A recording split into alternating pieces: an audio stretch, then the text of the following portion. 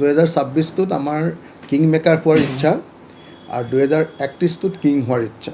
এই সঁচাকৈ বিজেপিক খেদোৱাৰ ইচ্ছা আছে তেতিয়াহ'লে আমি সকলো বিৰোধী দল একলগ হ'ব লাগিব। আৰু যদি বিজেপিক খেদোৱাৰ ইচ্ছা নাই কিন্তু আকৌ ৰাইজৰ দলো উঠি লৈ ৰাইজৰ দলো আকৌ অসমৰ ৰাজনীতিত বেছি প্ৰাসংগিক হৈ যাব বুলি কোনোবাই ভয় খায় তেতিয়াহ'লে বেলেগ কথা।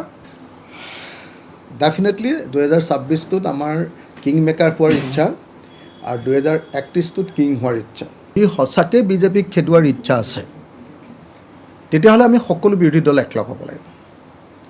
আৰু যদি বিজেপিক খেদোৱাৰ ইচ্ছা নাই কিন্তু আকৌ ৰাইজৰ দলো উঠি লৈ ৰাইজৰ দলো আকৌ অসমৰ ৰাজনীতিত বেছি প্ৰাসংগিক হৈ যাব বুলি কোনোবাই ভয় খায় তেতিয়াহ'লে বেলেগ কথা। ডেফিনেটলি ২০২৬ত আমাৰ কিংমেকাৰ হোৱাৰ ইচ্ছা আৰু ২০৩১ত কিং হোৱাৰ ইচ্ছা।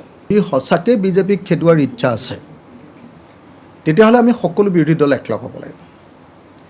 আৰু যদি বিজেপিক খেদোৱাৰ ইচ্ছা নাই কিন্তু আকৌ ৰাইজৰ দলো উঠি লৈ ৰাইজৰ দলো আকৌ অসমৰ ৰাজনীতিত বেছি প্ৰাসংগিক হৈ যাব বুলি কোনোবাই ভয় খায় তেতিয়াহ'লে বেলেগ কথা।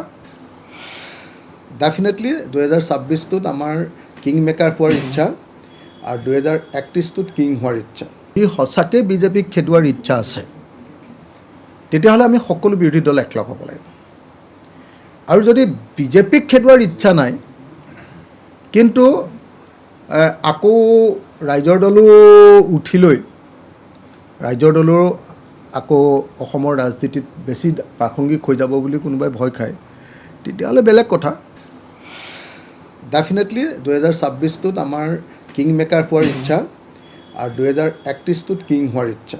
এই সঁচাকৈ বিজেপিক খেদোৱাৰ ইচ্ছা আছে তেতিয়াহ'লে আমি সকলো বিৰোধী দল একলগ হ'ব লাগিব।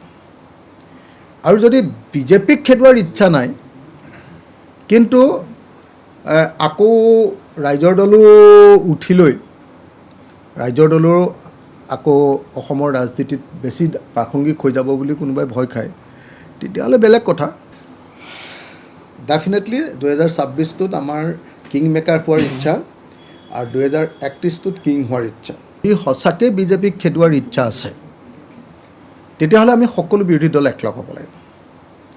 আৰু যদি বিজেপিক খেদোৱাৰ ইচ্ছা নাই কিন্তু আকৌ ৰাইজৰ দলো উঠি লৈ ৰাইজৰ দলো আকৌ অসমৰ ৰাজনীতিত বেছি প্ৰাসংগিক হৈ যাব বুলি কোনোবাই ভয় খায় তেতিয়াহ'লে বেলেগ কথা। ডেফিনেটলি ২০২৬ত আমাৰ কিংমেকাৰ হোৱাৰ ইচ্ছা আৰু ২০৩1ত কিং হোৱাৰ ইচ্ছা।